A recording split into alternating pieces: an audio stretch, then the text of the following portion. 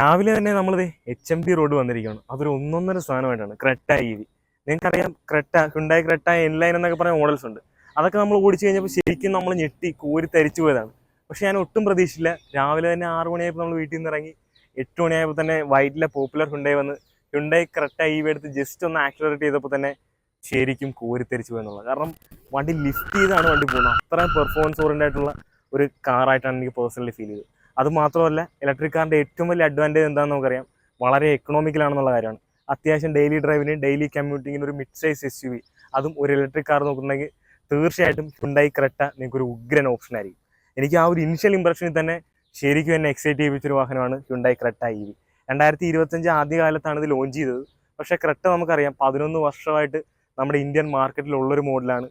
അതുപോലെ തന്നെ ഏകദേശം 10 ലക്ഷത്തിലധികം യൂണിറ്റുകൾ ഇപ്പോൾ തന്നെ ക്രെറ്റയുടെ പെട്രോൾ ഡീസൽ വേർഷനൊക്കെ ഓൾറെഡി ഇറങ്ങിക്കഴിഞ്ഞു. നിങ്ങൾക്കറിയാം ഹ്യുണ്ടായി ക്രെറ്റ EV ഒരു മിഡ് സൈസ് SUV സെഗ്മെൻറ്റിൽ വരുന്ന ഒരു സൂപ്പർ മാർക്കറ്റാണെന്ന് തന്നെ പറയേണ്ടി വരും. കാരണം ഇതിനകത്ത് എഞ്ചിൻ ഓപ്ഷൻസ് ഒന്നുമില്ല. നോർമൽ പെട്രോൾ എഞ്ചിനുണ്ട്, ടെർബോ പെട്രോൾ എഞ്ചിനുണ്ട്, ഡീസലുണ്ട്, മാനുവൽ ഉണ്ട്, ഓട്ടോമാറ്റിക് ഉണ്ട്, ഇപ്പോഴത്തെ ഇലക്ട്രിക്കും ഉണ്ട്. അങ്ങനെ എല്ലാ വേരിയൻസ് ഏതൊരു ആൾക്കാർക്കും അല്ലെങ്കിൽ ഏതൊരു ആൾക്കാർക്കും ഒരു പുതിയ വാഹനം എടുക്കാൻ ഏതൊരു മിഡ് സൈസ് SUV വേണം. അതിലെല്ലാ ഫീച്ചേഴ്സും വേണം, ഇഷ്ടംപോലെ എഞ്ചിൻ ഓപ്ഷൻസ് വേണം. അങ്ങനെ എങ്ങനെയൊക്കെ കറങ്ങി തിരിഞ്ഞാലും അവസാനം ഒരു ഹ്യുണ്ടായി ക്രെറ്റയിൽ വന്നെത്തും എന്നുള്ളതിൻ്റെ ഏറ്റവും വലിയ തെളിവാണ് ഈ കിടക്കുന്ന ക്രെറ്റ EV എന്നുള്ളത്. ഡിസൈൻ വൈസ് അങ്ങനെ കാര്യമായിട്ടുള്ള മാറ്റമൊന്നും സംഭവിച്ചില്ല. ഗ്രില്ലൊക്കെ ക്ലോസ് ചെയ്ത് വെച്ചിട്ടുണ്ട്. ഓട്ടത്തിൽ മാത്രം ഇത് തുറന്നിരിക്കും. ഓഫ് ചെയ്യുമ്പോൾ ഇത് അടഞ്ഞു പോകുന്ന ഒരു എയർ ഡാം യൂണിറ്റ് കൊടുത്തിട്ടുണ്ട്. DRL കാണാം. ആ ഒരു പിയാനോ ബ്ലാക്ക് ഫിനിഷ് ഇൻ്റഗ്രേറ്റ് ചെയ്തിരിക്കുന്ന ഗ്രില്ല് പോലുള്ള പോർഷനും ആ ഒരു 360 ഡിഗ്രി ക്യാമറയുടെ ഒരു ക്യാമറയും ബോണറ്ററ്റിൽ അത്യാവശ്യം ക്യാരക്ടർ ലൈനും ബൾജിങ്ങും എല്ലാം കൊടുത്ത് ഭംഗിയാക്കി തന്നെ നിർത്തിയിട്ടുള്ള ഒരു ഫ്രണ്ട് ഡിസൈനാണ് ഹ്യുണ്ടായി ക്രെറ്റ EVക്കുള്ളത്. ഇനി നമുക്ക് സൈഡ് പ്രൊഫൈലിൽ പോയിട്ട് അവിടെ എങ്ങനെ ഉണ്ടെന്ന് ജസ്റ്റ് ഒന്ന് നോക്കാം. പ്രൊഫൈൽ നോക്കുമ്പം ഒരു പെട്രോൾ ഡീസൽ ക്രെറ്റയായിട്ട് യാതൊരു വ്യത്യാസവും നമുക്ക് സൈഡ് പ്രൊഫൈലിൽ പറയാനില്ല. പക്കാ ഒരു നോർമൽ ക്രെറ്റ എങ്ങനെ കാണുന്നോ അതേ ലുക്ക് തന്നെയാണ്. ഒരുപാട് പേർക്ക് ഇങ്ങനെയുള്ള ഡിസൈനാണ് EVക്ക് കൂടുതലും ചൂസ് ചെയ്യാറുള്ളത്. കാരണം ആ ഒരു കൺവെൻഷണൽ രീതിയിലുള്ള ഡിസൈൻ തന്നെ വേണം എന്ന് ആഗ്രഹിക്കുന്ന ധാരാളം പേരുണ്ട്. EVക്ക് നിങ്ങൾക്ക് എപ്പോഴും അറിയാം ഒരു ഫ്യൂച്ചറിസ്റ്റിക് ഡിസൈൻ ആയിരിക്കും. പെട്ടെന്ന് തന്നെ നമുക്ക് EV ആണെന്ന് ഫീൽ ചെയ്യും. അങ്ങനെ ഫീൽ ചെയ്യേണ്ട ഒരു കൺവെൻഷണൽ കാർ, പെട്രോൾ ഡീസൽ കാറിൻ്റെ അതേ ലുക്ക് തന്നെ വേണം, അതേ ഒരു റോഡ് പ്രസൻസ് കിട്ടണം, ആ ഒരു ലുക്ക് കിട്ടണമെന്ന് ഒരുപാട് എന്തൂസിയാസ്റ്റുകൾക്കൊക്കെ ആഗ്രഹമുണ്ട്. പക്ഷെ അവരുടെ ഡെയിലി കമ്മ്യൂട്ടിങ്ങിനകത്ത് ഒരു EV മേടിച്ചേ പറ്റത്തുള്ളൂ. അങ്ങനെയുള്ളവർക്ക് കൂടെ പറ്റിയൊരു മോഡലാണ് ഹ്യുണ്ടായി ക്രെറ്റ EV. ഒരു രക്ഷയില്ല. ശരിക്കും ഇംപ്രസ് ചെയ്ത് കഴിഞ്ഞ് ഇതുവരെ കറക്റ്റ് എൻലൈനാണ് വലിയ സംഭവം എന്ന് പറഞ്ഞിരുന്ന ഞാൻ അതിലും പവർ കൂടിയ, അതിലും ഇൻസ്റ്റൻറ്റ് ടോർക്കും ആ ഒരു പെർഫോമൻസും ആ ഒരു ഫീലൊന്നും മൊത്തത്തിൽ വരാനാണ്. നിങ്ങൾ പറയും ആ സൗണ്ടൊന്നും ഇല്ലെങ്കിൽ ഒരു രസവും കാണത്തില്ല. പക്ഷേ നിങ്ങൾ ഒരു പ്രാവശ്യം ഒന്ന് ഇത് ടെസ്റ്റ് ഡ്രൈവ് ചെയ്യുമ്പോൾ നിങ്ങൾക്ക് ആ ഒരു ധാരണ മൊത്തം മാറും എന്നാണ് പറയുന്നത്. സൈഡ് പ്രൊഫൈൽ എങ്ങനെ ഇല്ല, അതേ എങ്ങനെയാണോ ഒരു നോർമൽ ക്രെറ്റ കാണുന്നത് അതേ ഡിസൈൻ തന്നെയാണ്. ഒരുപാട് ക്യാരക്ടർ ലൈനോ കാര്യങ്ങളോ ഒന്നും ഇല്ല. ബോഡി കളർ ഡോർ ഹാൻഡിലും ഇവിടെ ഒരു സിൽവർ പോലത്തെ ഒരു ഫിനിഷും ഒരു റൂഫ് റെയിലും ഇവിടെ നമുക്ക് സൈഡിൽ ORVM കാണാം. അവിടെ ടേൺ ഇൻഡിക്കേറ്റർ, അത് ഇലക്ട്രിക് അഡ്ജസ്റ്റ് ചെയ്യാനും കൺട്രോൾ ചെയ്യാനുള്ള ഫംഗ്ഷൻസ് ഒക്കെ ഉണ്ട്. ഡീസൻ്റ് ആയിട്ടുള്ള ഗ്രൗണ്ട് ക്ലിയറൻസ് കൊടുത്തിട്ടുണ്ട്. അതുപോലെ തന്നെ ടയർ സൈസിലോട്ട് വരാൻ നേരത്ത് ഏകദേശം 17 ഇഞ്ച് ടയറാണ് വരുന്നത്. അതും ഒരു ക്രെറ്റ EVക്ക് പൊതുവേ കാണാറുള്ള ഒരു അലോയുടെ ഡിസൈൻ എന്ന് വേണം പറയാനുള്ളത്. അതും ഭംഗിയായിട്ട് തന്നെ കൊടുത്തിട്ടുണ്ട്. നമുക്ക് റിയർ ഡിസൈനിൽ പോയിട്ട് അവിടെ എങ്ങനെ ഉണ്ടെന്ന് നോക്കാം. റിയർ ഡിസൈനും കാണുമ്പോഴും ഒരു നോർമൽ ക്രെറ്റ ആയിട്ട് യാതൊരു മാറ്റവും ഇല്ല. ബമ്പറിൽ മാറ്റം വന്നിട്ടുള്ള ചെറിയൊരു പാറ്റേണിലുള്ള വ്യത്യാസമേ ഉള്ളൂ. ഫ്രണ്ട് ഗ്രില്ലിൽ കണ്ട അതേ ഒരു പാറ്റേണാണ് അവിടെ കൊടുത്തിരിക്കുന്നത്. അത് മാത്രം ഒരു ചേഞ്ച് ആയിട്ട് പറയാനുള്ളൂ. ബാക്കി ആ ഒരു കണക്റ്റിംഗ് ടെയിൽ ലാമ്പ് യൂണിറ്റ് ആണെങ്കിലും ഒക്കെ അങ്ങനെ തന്നെ നിർത്തിയിട്ടുണ്ട്. ആ ഹ്യുണ്ടയുടെ ലോഗോ ഈ ടെയിൽ ലാമ്പിന് ഉള്ളിലായിട്ട് പ്ലേസ് ചെയ്തിട്ടുണ്ട്. അത് ഭംഗിയായിട്ടുണ്ട്. പിന്നെ സീക്വൻഷ്യൽ രീതിയിലുള്ള ആ ഒരു ടേൺ ഇൻഡിക്കേറ്റർ അതും ഭംഗിയായിട്ടുണ്ടെന്നാണ് പറയുന്നത്. പിന്നെ ഇലക്ട്രിക് എന്നുള്ള ബാഡ്ജിങ് ഇവിടെ കൊടുത്തിട്ടുണ്ട്.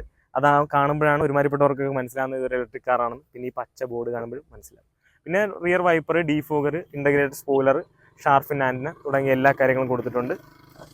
കണ്ടാ അത്യാവശ്യം ഡീസൻ്റ് ആയിട്ടുള്ളൊരു ബൂട്ട് സ്പേസും കൊടുത്തിട്ടുണ്ട്. ഇവിടെയാണ് സബ് വൂഫറും കാര്യങ്ങളൊക്കെ വരുന്നത്.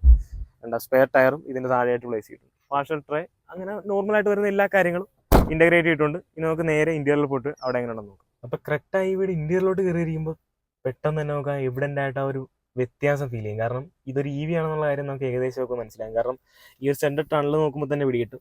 ഇവിടെ അങ്ങനെ ട്രാൻസ്മിഷനോ ഗിയർ നോബോ കാര്യങ്ങളോ ഒന്നും കാണുന്നില്ല.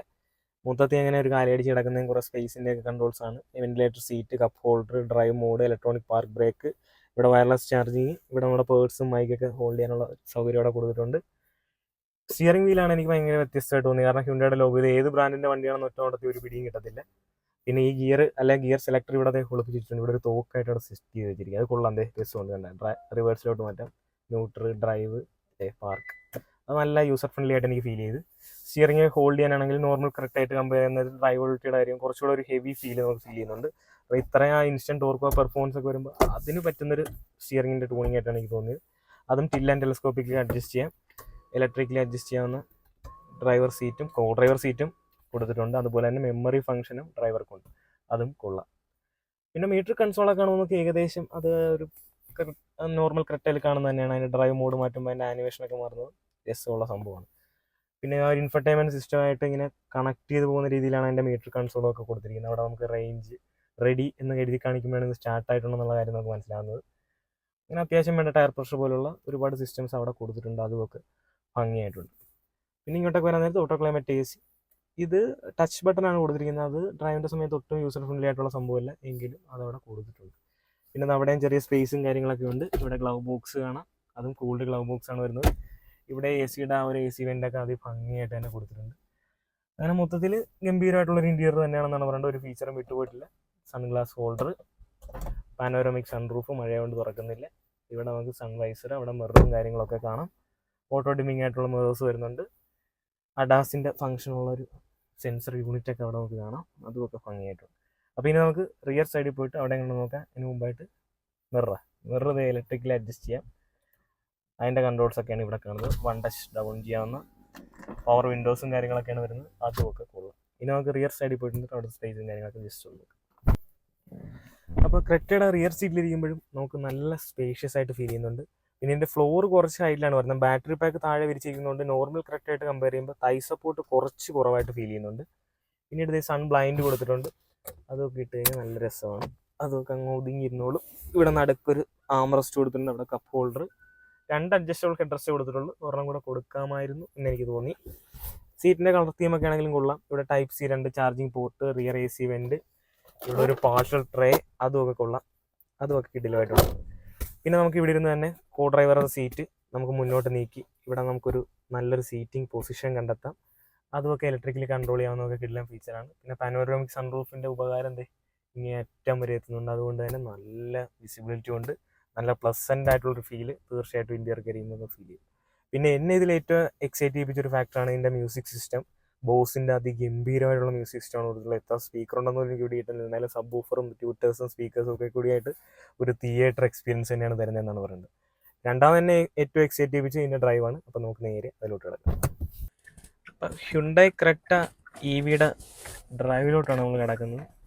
ഒരു പൊളിയായി കഴിഞ്ഞ് നമുക്ക് സമാധാനത്തിന് ആദ്യം ഒന്ന് ഞാൻ ഓടിച്ച് കാണിക്കാം. വളരെ സ്മൂത്താണ്, വളരെ സൈലൻ്റാണ്, അങ്ങേയറ്റം റിഫൈൻഡാണ് എന്നാണ് പറയേണ്ടത്. പിൻ ഡ്രോപ്പ് സൈലൻസ് എന്നൊക്കെ പറയത്തില്ല, അമ്മാതിരിയാണ്. കണ്ട ആ റോഡിൽ കൂടെ വെള്ളം ചീറ്റുന്ന സൗണ്ട് മാത്രമേ നമ്മൾ കേൾക്കുന്നുള്ളൂ. അതുകൊണ്ട് തന്നെ ഇതിൻ്റെ മ്യൂസിക് സിസ്റ്റത്തിൻ്റെ പെർഫോമൻസ് ആ ഒരു കംപ്ലീറ്റ് ഔട്ട് നമുക്ക് കിട്ടും. നല്ല രസമുണ്ട് പാട്ടൊക്കെ വെച്ച് രാവിലെ ഇങ്ങനെ ഓടിച്ചു പോകാൻ, അതും 10 പൈസ ചിലവില്ലാതെ. ഏകദേശം വീട്ടിൽ സോളാറൊക്കെ ഉണ്ടെങ്കിൽ 4-5 മണിക്കൂർ കൊണ്ട് ഫുൾ ചാർജ് ആകും. രാവിലെ എടുത്ത് നിങ്ങൾക്ക് ഇതുപോലെ 100-400 കിലോമീറ്റർ ഓടിക്കാം. അത്രയൊന്നും ഒരു മനുഷ്യൻ ഒരു ദിവസം വണ്ടി ഓടിക്കുമെന്ന് എനിക്ക് തോന്നുന്നില്ല. എങ്കിലും നിങ്ങൾക്ക് ഡെയിലി കമ്മ്യൂട്ടിങ്ങിന് അത്യാവശ്യം ഒരു 100 കിലോമീറ്ററൊക്കെ നിങ്ങൾക്ക് ഡെയിലി ഡ്രൈവ് ഉണ്ടെങ്കിൽ തീർച്ചയായിട്ടും നിങ്ങൾ പോകേണ്ടത് ഒരു ക്രെറ്റ EVയിലോട്ടാണ്. നിങ്ങളൊരു മിഡ് സൈസ് SUV നോക്കുന്നുണ്ടെങ്കിൽ, നിങ്ങളുടെ ബഡ്ജറ്റ് ഒരു 20-25 ലക്ഷം രൂപ വരെയൊക്കെ ആണെങ്കിൽ തീർച്ചയായിട്ടും നിങ്ങൾക്ക് ഇതൊരു ഉഗ്രൻ ഓപ്ഷൻ ആയിരിക്കും. എല്ലാ ഫീച്ചേഴ്സും ഉണ്ട്, നല്ല യാത്രാസുഖം, നല്ല ഡ്രൈവബിലിറ്റി, കാണാനും നല്ല ലുക്കുള്ള, ഈ കാലത്ത് വേണ്ട എല്ലാ ഫീച്ചേഴ്സും ഉള്ള ഒരു ഉഗ്രൻ മോഡൽ. ഇനിയിപ്പോൾ ഇതിൻ്റെ സ്വഭാവം ജസ്റ്റ് ഒന്ന് മാറ്റണമെന്നുണ്ടെങ്കിൽ ഡ്രൈവ് മോഡുണ്ട്. ഡ്രൈവ് നമ്മൾ സ്പോർട്സിലോട്ട് നേരെ കാല് കൊടുത്തു കഴിഞ്ഞാൽ വേണ്ട വീൽ സ്പിൻ അടിച്ച് വണ്ടി ഒന്ന് ലിഫ്റ്റ് ചെയ്താണ് കയറി പോകുന്നത്. 0 to 100 നിസ്സാര സെക്കൻഡ് കൊണ്ടാണ് വാഹനം അച്ചീവ് ചെയ്യുന്നത്. ആ ഒരു ഹൈ സ്പീഡിൽ നമുക്ക് നല്ല സ്റ്റെബിലിറ്റി ഫീൽ ചെയ്യും. ഇത്രയും മഴയായിട്ട് കൂടെ ബ്രേക്കിങ്ങും ഒക്കെ നല്ല പക്കയാണ്. ആ ABS ഒക്കെ ലോക്ക് ആകുന്നതൊക്കെ നമുക്ക് ഫീൽ ചെയ്യാൻ പറ്റുന്ന രീതിയിൽ ഉള്ള ടെസ്റ്റിംഗ് ഒക്കെ നമ്മളിപ്പോൾ ചെയ്ത് കഴിഞ്ഞു. പിന്നെ നല്ല സീറ്റിംഗ് പൊസിഷനാണ്, നമുക്ക് ആ ഒരു കോമ്പാറ്റബിലിറ്റി നമുക്ക് ഫീൽ ചെയ്യും. ഡാഷ്ബോർഡും ഒക്കെ തീരെ ഒതുങ്ങി തീരെ താന്നു പോകുന്നതുകൊണ്ട് തന്നെ നല്ല ലുക്ക് നമുക്ക് ഫീൽ ചെയ്യും. ചേട്ടന്മാരൊക്കെ നമ്മളെ കൈ കാണിച്ച് മാടി വിളിക്കുന്നുണ്ട്, എത്രയും പെട്ടെന്ന് നമുക്ക് ഇടുന്ന സ്ഥലം വിട്ടേക്കാം. അപ്പം അങ്ങനെയൊക്കെയാണ് ഇവിടുത്തെ കാര്യങ്ങളൊക്കെ പോകുന്നത്. അപ്പോൾ അതുമൊക്കെ കൊള്ളാം. നല്ല സ്റ്റിയറിങ്ങിനുമൊക്കെ നല്ല ഒരു ഫീലും ഫീഡ്ബാക്കൊക്കെ ലഭിക്കുന്ന രീതിയിലുള്ള സ്റ്റിയറിംഗ് വീലും. ആ ഒരു സസ്പെൻഷൻ കുറച്ച് സ്റ്റിഫർ സൈഡിലോട്ടാണ്, എങ്കിലും കൊള്ളാം എന്നാണ് പറയേണ്ടത്. റേഞ്ചിൻ്റെ കാര്യവും എനിക്ക് യാതൊരു ഡൗട്ടും ഇല്ല. എങ്ങനെ കളിച്ചാലും ഒരു 100-400 കിലോമീറ്ററൊക്കെ റേഞ്ച് കിട്ടാനുള്ള എല്ലാ സാധ്യതയും കാണുന്നുണ്ട്. ഫാസ്റ്റ് ചാർജിങ് സപ്പോർട്ട് ചെയ്യുന്ന മോഡലാണ്. അതുകൊണ്ട് തന്നെ ഒരു 58 മിനിറ്റ് കൊണ്ടൊക്കെ ഫുൾ ചാർജ് ആകാൻ ചാൻസ് ഉണ്ട്. കാരണം ഇതാണ് 20 to 80% ഒക്കെ നമുക്ക് 1 മണിക്കൂറിൽ താഴെ നമുക്ക് സമയം കൊണ്ട് നമുക്ക് ഫുൾ ചാർജ് ആക്കി വീണ്ടും 400 കിലോമീറ്റർ ഓടാൻ പ്രാപ്തനാക്കി ഇവനെ ഇടാം എന്നാണ് പറയുന്നത്. അപ്പോൾ തീർച്ചയായിട്ടും ഒരു കൺവെൻഷണൽ രീതിയിലുള്ള എല്ലാ രൂപഭാവമുള്ള ഒരു കിടിലൻ mid size S U V നിങ്ങൾ നോക്കുന്നുണ്ടെങ്കിൽ തീർച്ചയായിട്ടും നിങ്ങൾക്ക് ഇതൊരു ഉഗ്രൻ ഓപ്ഷനാണ് എന്നാണ് പറയേണ്ടത്. അപ്പോൾ അത് കൊള്ളാം. എന്തായാലും മൊത്തത്തിൽ ഡ്രൈവബിലിറ്റി എല്ലാം സെറ്റാണ്. പിന്നെ ഇതിൻ്റെ ഒരു താഴെയുള്ള ഒരു വേരിയൻറ്റിൽ കുറഞ്ഞ ബാറ്ററി പാക്ക് വരുന്നുണ്ട്. ഇത് 51 കിലോ വാട്ട് ബാറ്ററിയാണ്. ഇതിൻ്റെ തൊട്ട് താഴെ വരുന്നത് 43 കിലോ വാട്ട് സംതിങ് ആണ്. അത് 300 കിലോമീറ്റർ ആണ് എൻ്റെ റേഞ്ച് വരുന്നത്. പവറിലും ചെറിയ ഡ്രോപ്പ് വരും. ഇത് 170 PS പവറും 200 Nm ടോർക്കും പ്രൊഡ്യൂസ് ചെയ്യുന്ന ഒരു ഉഗ്രൻ ബാറ്ററി മോട്ടോർ സെറ്റപ്പാണ് ഇതിനുള്ളിലിരിക്കുന്നത്. അപ്പോൾ എന്തായാലും മൊത്തത്തിൽ അടിപൊളി തന്നെയാണ്. അപ്പോൾ തീർച്ചയായിട്ടും ഒരു ഡ്രൈവ് എടുത്ത് നോക്കുക, നിങ്ങൾക്ക് ഇഷ്ടപ്പെടും എന്നുള്ള കാര്യത്തിൽ യാതൊരു സംശയമില്ല. അപ്പോൾ ഇത്രയൊക്കെ തന്നെ ഉള്ളൂ നമ്മുടെ ഇന്നത്തെ വീഡിയോ. അപ്പം പോപ്പുലർ ഹ്യുണ്ടായി നിന്നാണ് നമുക്ക് വാഹനം ഈ നേരം വെളുപ്പാൻ കാലത്ത് തന്നെ വാഹനം ഷൂട്ടിനായിട്ട് അറേഞ്ച് ചെയ്തത്. അപ്പോൾ അവരോട് സ്പെഷ്യൽ താങ്ക്സും കൂടെ പറഞ്ഞുകൊണ്ട് നമ്മുടെ വീഡിയോയുടെ വെച്ച് വൈൻഡപ്പ് ചെയ്യാണ്. അപ്പം ഹ്യുണ്ടായി ലൈനപ്പിലുള്ള ഏത് വാഹനം വേണമെങ്കിലും നിങ്ങൾക്ക് ധൈര്യമായിട്ട് പോപ്പുലർ ഹ്യുണ്ടായി കോൺടാക്ട് ചെയ്യുന്നതാണ്. കേരളത്തിലെ ഏറ്റവും വലിയ ഹ്യുണ്ടായി ഡീലർഷിപ്പാണ് പോപ്പുലർ ഹ്യുണ്ടായി. വളരെ മികച്ച സർവീസും നല്ല സെയിൽസ് സപ്പോർട്ടുമാണ് അവരുടെ ഭാഗത്ത് നിന്ന് എപ്പോഴും നമുക്ക് ലഭിക്കുന്നത്. അപ്പോൾ തീർച്ചയായിട്ടും അവരുടെ നമ്പർ ഞാൻ ഡിസ്ക്രിപ്ഷനിൽ കൊടുത്തേക്കാം. തീർച്ചയായിട്ടും അവരൊന്ന് കോൺടാക്ട് ചെയ്യാം. വീഡിയോ കണ്ട എല്ലാ സുഹൃത്തുക്കൾക്കും നന്ദി, നമസ്കാരം.